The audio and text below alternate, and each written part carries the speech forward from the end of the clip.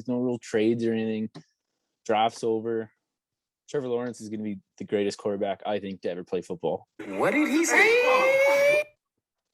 But he's on the worst possible team that you could possibly be on. So a little bit of a factor there, right?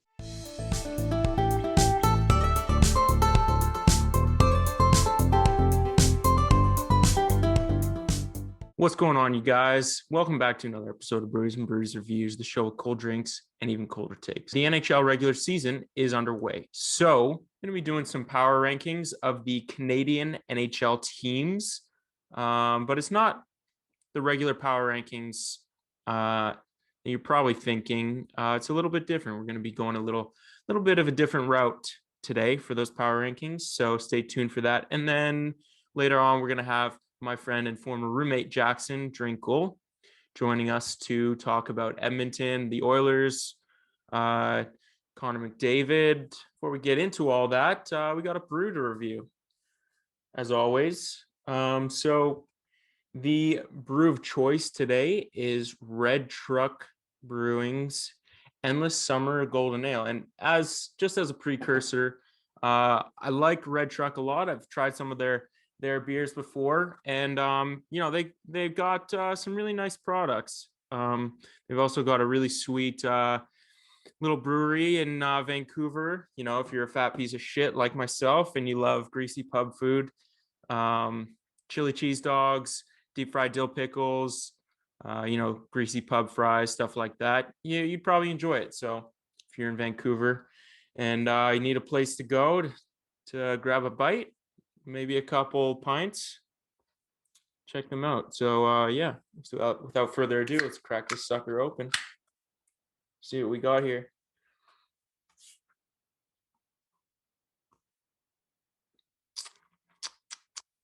One sip, everyone knows the rules.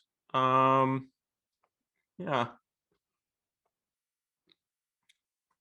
of a sweetness aftertaste here.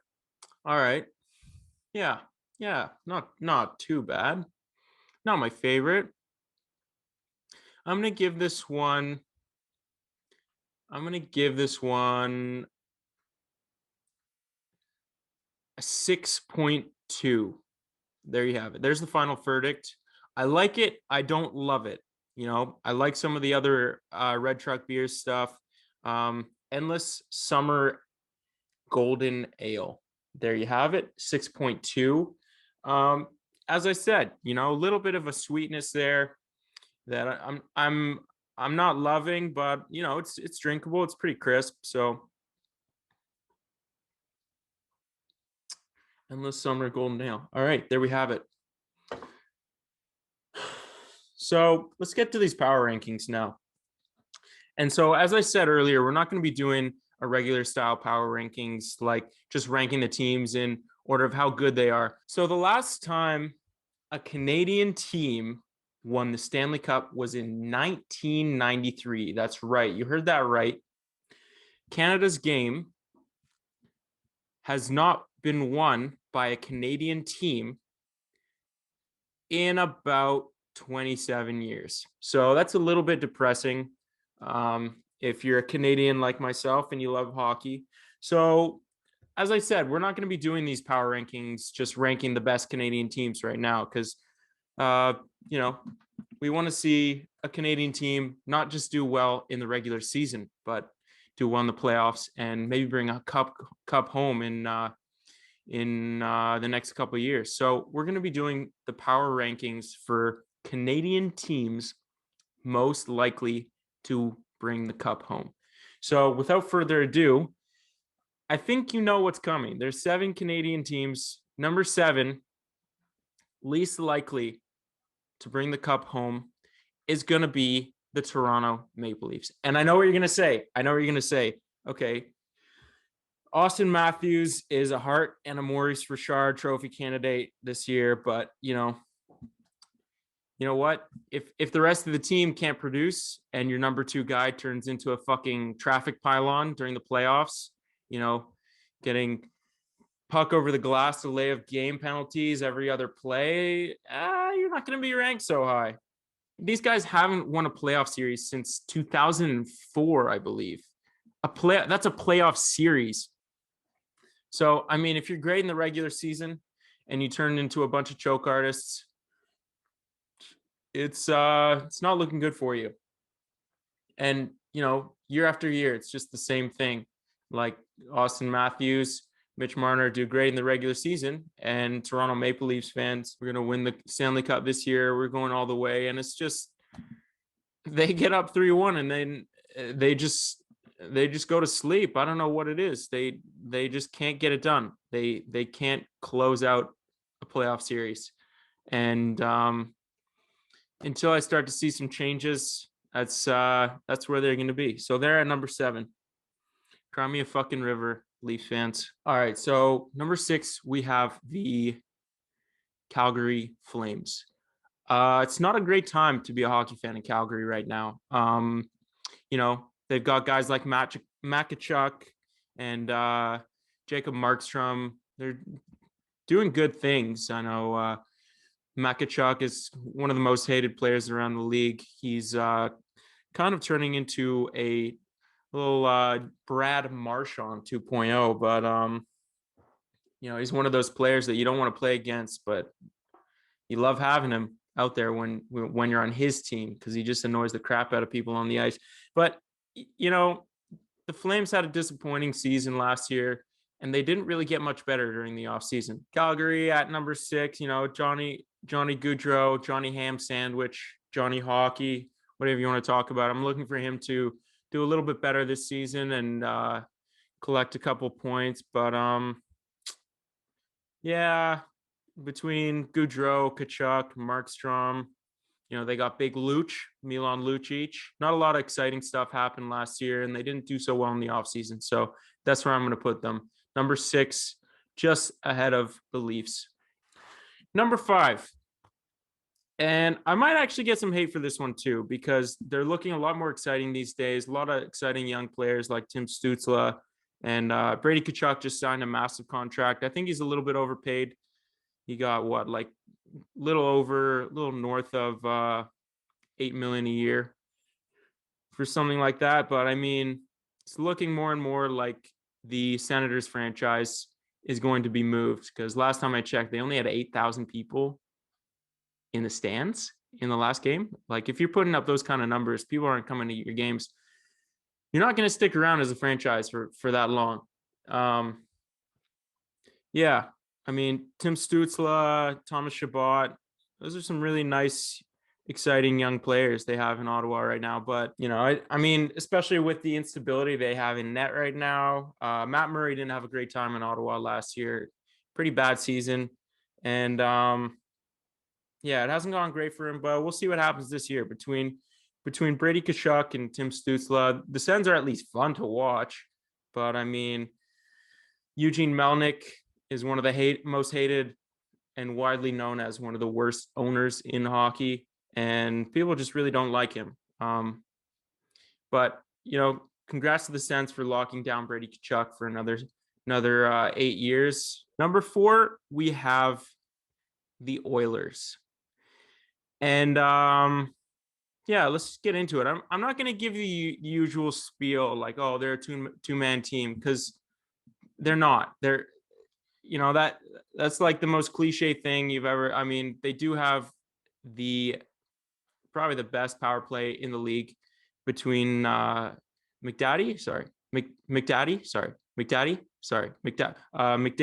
and Draisaitl. But they do have some pieces. I mean, Darnell Nurse is a stud. That guy is super dependable. Pool Jujarvi, one of the most hard to spell names in the National Hockey League. Puljujärvi. Kyler Yamamoto, that kid fucks. I mean, he's not just a traffic pylon like Mitch Marner. Like, when you play against the Oilers, beside McDavid and Dry, Kyler Yamamoto is one of those guys that you got to look out for, because he can nip. He can go top cheese. And that's all I'm going to say about that. So we have Edmonton at number 4, just because, they don't have a lot of depth. And if any of those top three guys, Kyler Yamamoto, McDavid, Draisaitl, if any of those guys get injured, it's a long season, a lot of games in a regular season in the NHL, and it's a brutal sport, man. You get hit crazy hard. People get hurt in the hockey season, and if you don't have a lot of depth, that can really hurt you. So just because of their lack of depth, I'm going to put Edmonton at number 4. But that's not to say McDavid isn't electric. It's no secret he's the best player in the world right now, and he's absolutely electric. And then number 3, we have Vancouver, the Canucks.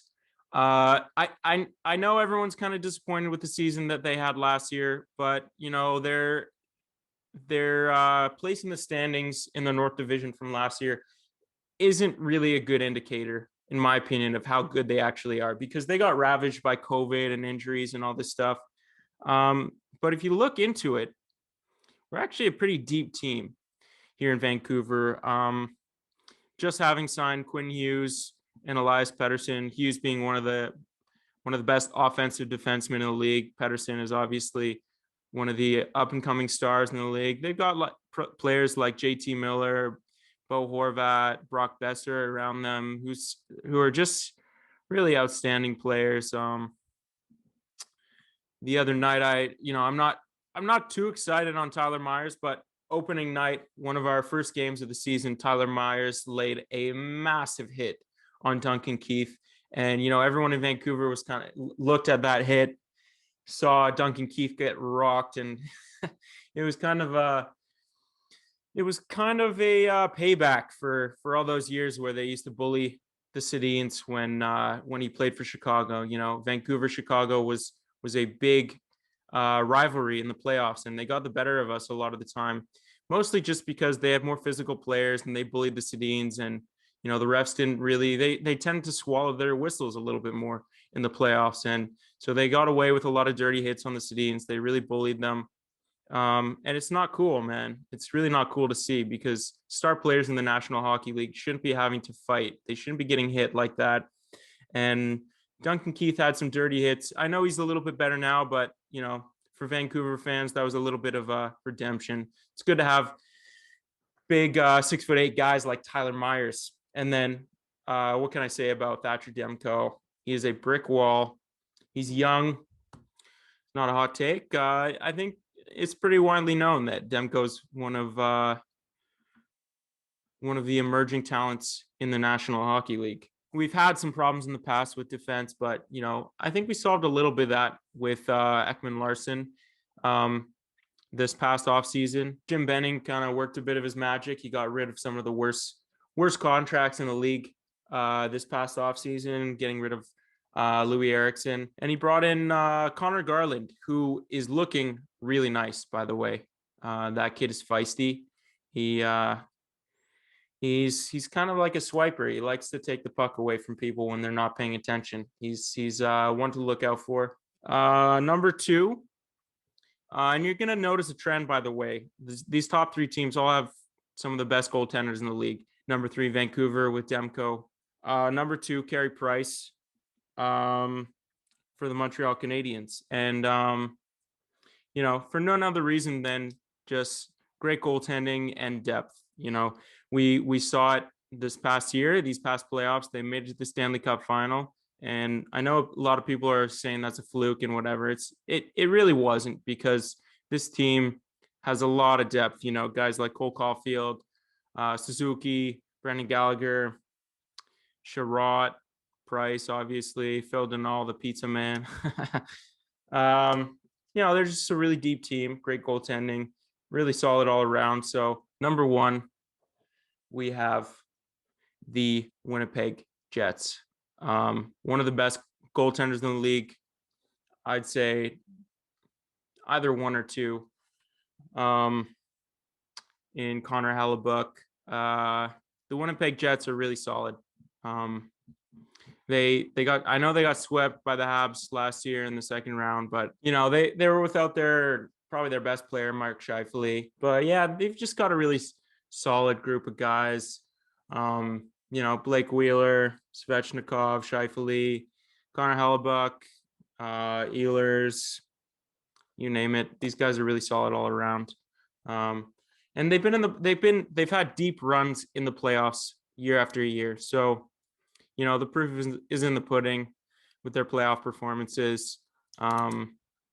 They're just a team that often gets overlooked, and I think they have a lot of merit, a lot of depth, and so there's my number one pick. Yeah, just to sum it all up, number 7 is the Maple Leafs, 6 is the Flames, 5 is Ottawa, 4 is Edmonton, 3 is Vancouver, 2 is Montreal, 1 is Winnipeg. Sorry, Maple Leafs fans, but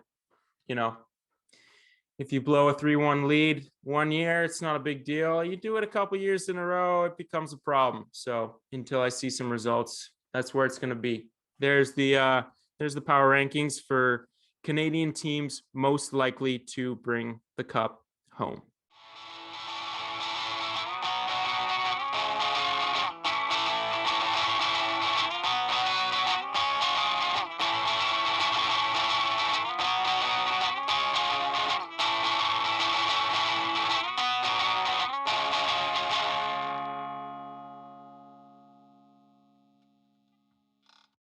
Got my friend and former roommate, Jackson Drinkle, joins us, calling in from Edmonton, Alberta. So, let's just get right down into it. So, as legend goes, Edmonton men know 3 things: the oil sands, Stephen Harper, and Conor McDavid.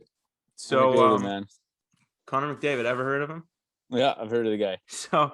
So as we all know, Edmonton didn't have the sort of playoff run that they were looking for this year. Conor McDavid had 100 points in 53 games or something like that. 105, that's right. Something like that.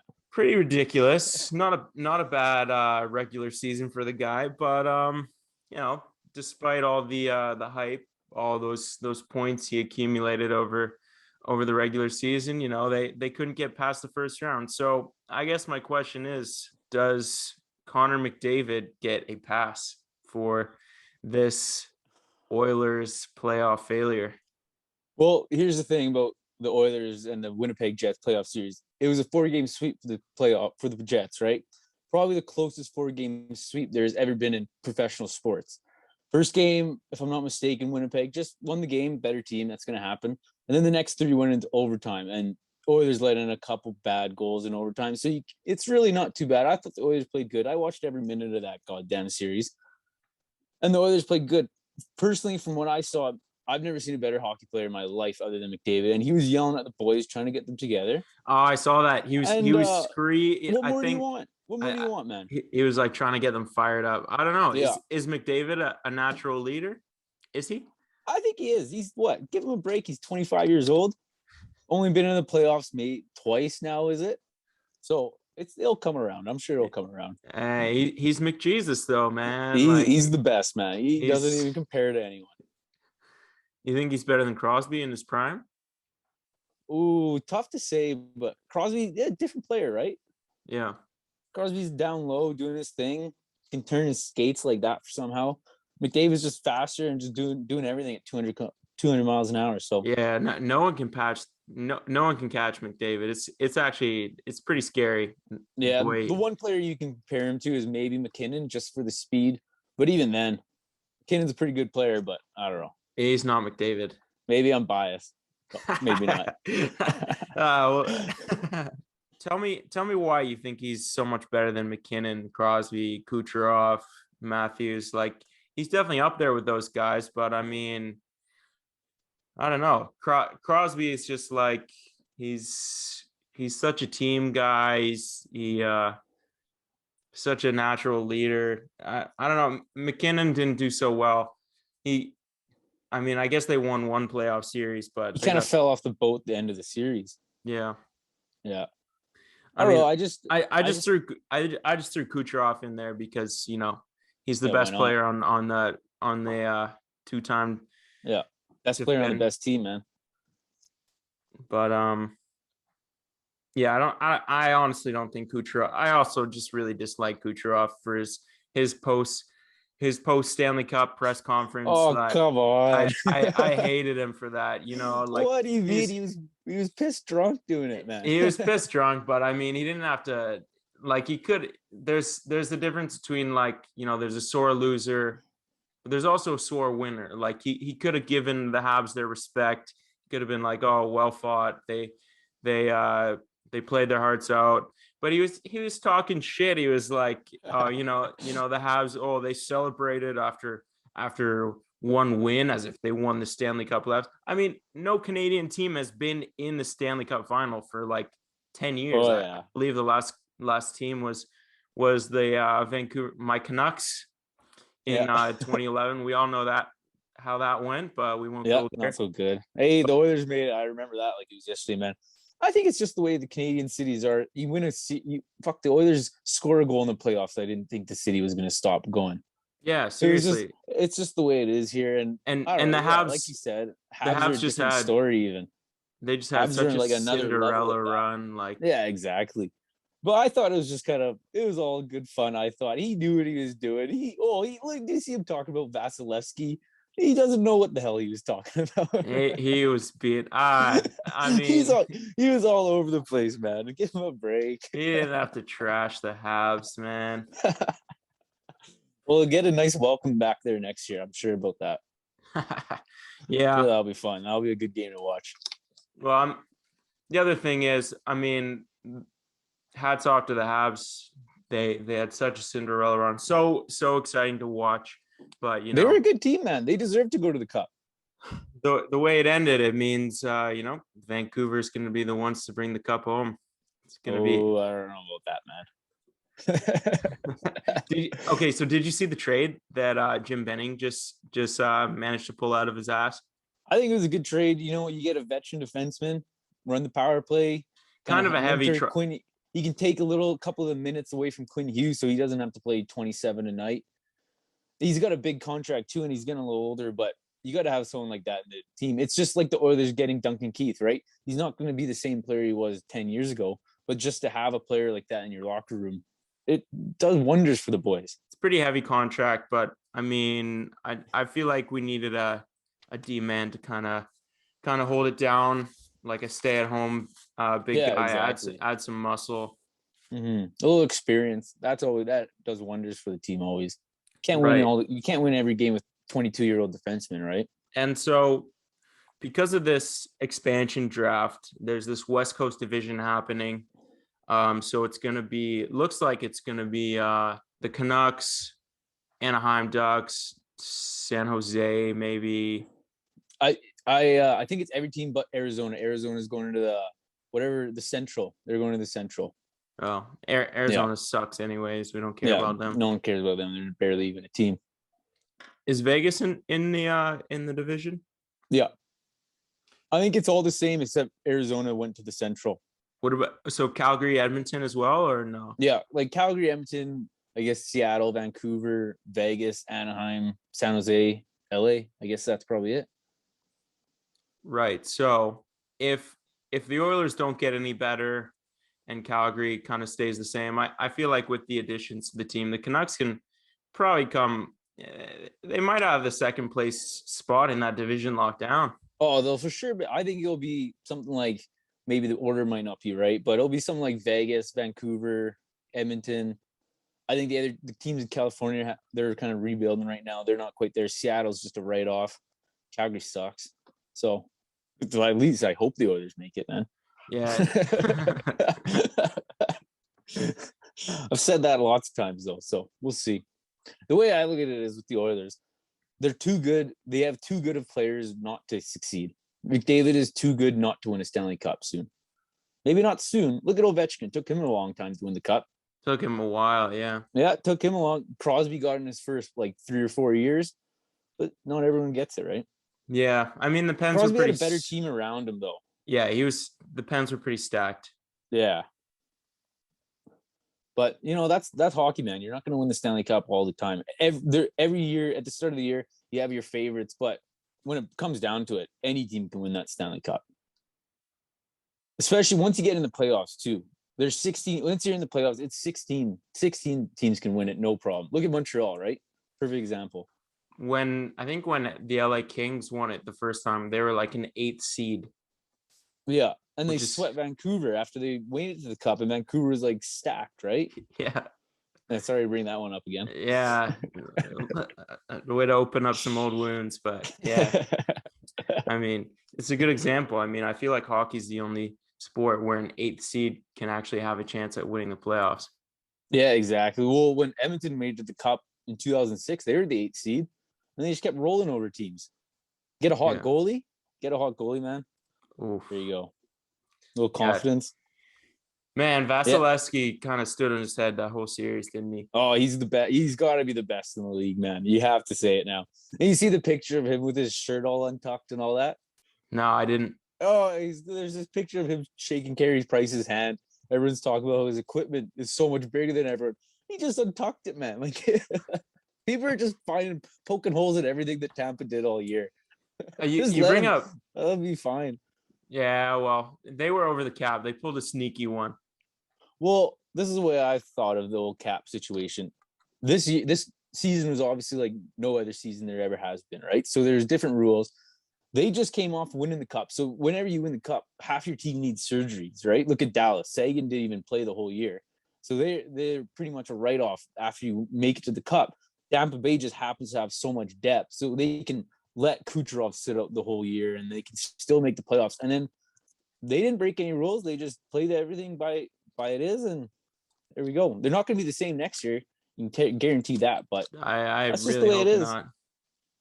This team, there's never been a team like this. I don't want to see another drunk Kucherov interview talking about trashing the team he just beat over the cap, everything. Yeah. I don't know. I didn't really think too much of the cap because, it's a different year. They didn't break any rules. You're never going to see a team like this ever again. Yeah. Unless COVID comes back, but it's actually, I mean, you got to hand it to Tampa. Hockey's a brutal sport. You get hit, people get injured. They got deal with hockey players deal with so much, I don't know if you saw the beginning of the Habs playoff run, Jeff Petrie's eyes. He had the friggin' devil eyes, bloodshot eyes going. That was insane. Did you hear what happened? Like why that happened? I think it was something, he had he fractured his hand or something. And then he was on heavy painkillers and he had an allergic reaction or something like that. Well, I this is the story I heard was he dislocated because he got his finger stuck in the camera hole, right? Like along the side of the boards, he got his fingers stuck in the little hole. And I think this is what I heard, that when they tried to put his fingers back into place, he passed out because the pain was so much. And then an hour later, he played a full NHL game. Ridiculous. Yeah. Which separates hockey players, I feel, from any other sport. I mean, it's an all-time hockey move. Yeah, for right sure. There. Big hockey guy right there, Jeff Petrie. Yeah. Former Edmonton Oiler, but let's not talk about that. I feel like every Stanley Cup winner, there's about 4 or 5 guys that used to play for the Oilers. For a couple of years there, they were like the Buffalo Sabres of the league. Oh yeah, that's where players go to just their careers just go to die. Yeah, they die out there. Yeah. But I don't know. I think things are picking up. Like the new barn, Rogers Place, nice place.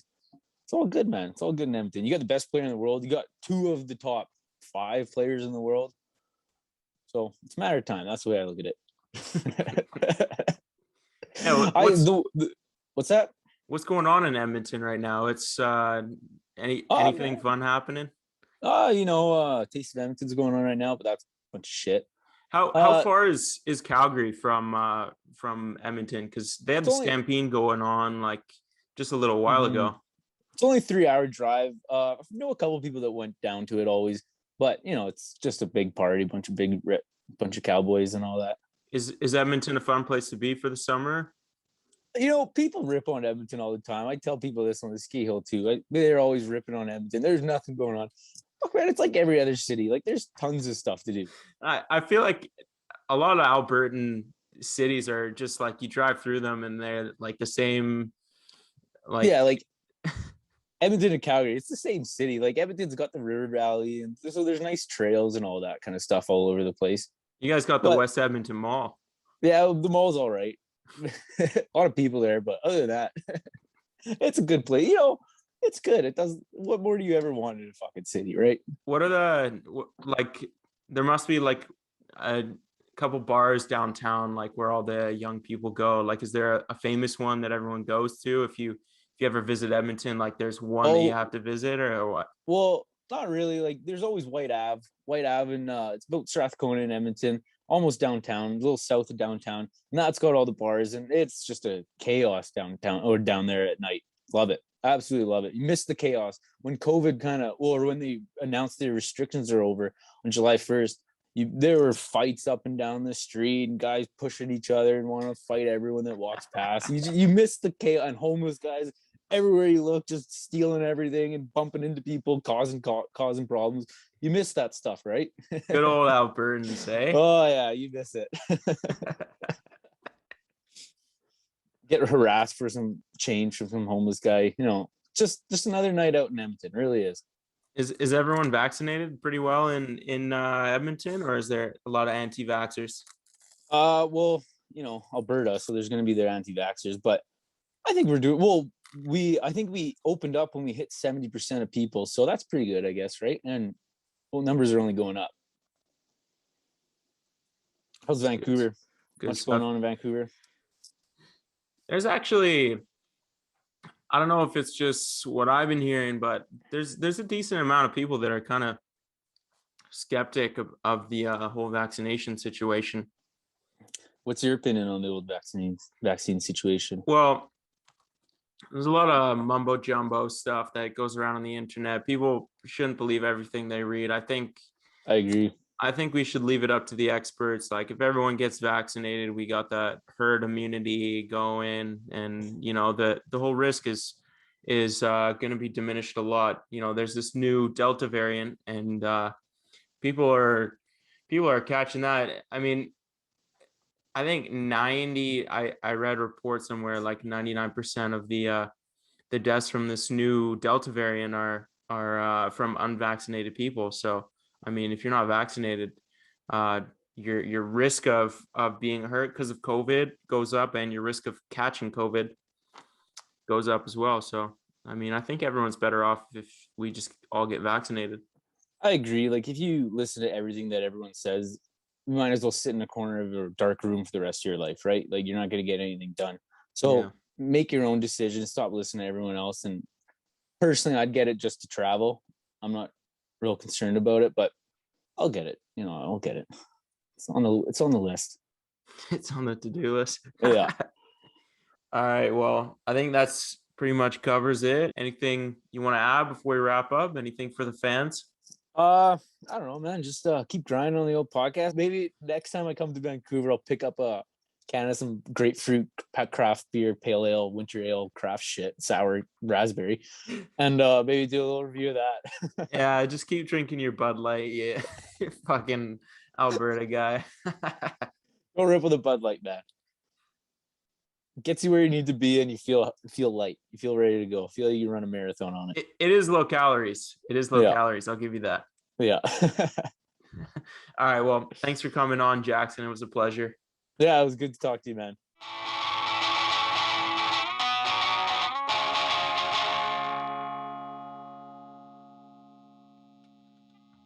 Thanks for listening to this podcast. For more in-depth sports analysis and brew reviews, make sure to follow us on YouTube, Spotify, Apple Music, or wherever you get your podcasts. We've got a lot more exciting content on the way, so make sure to stay tuned, stay thirsty, and keep bruising.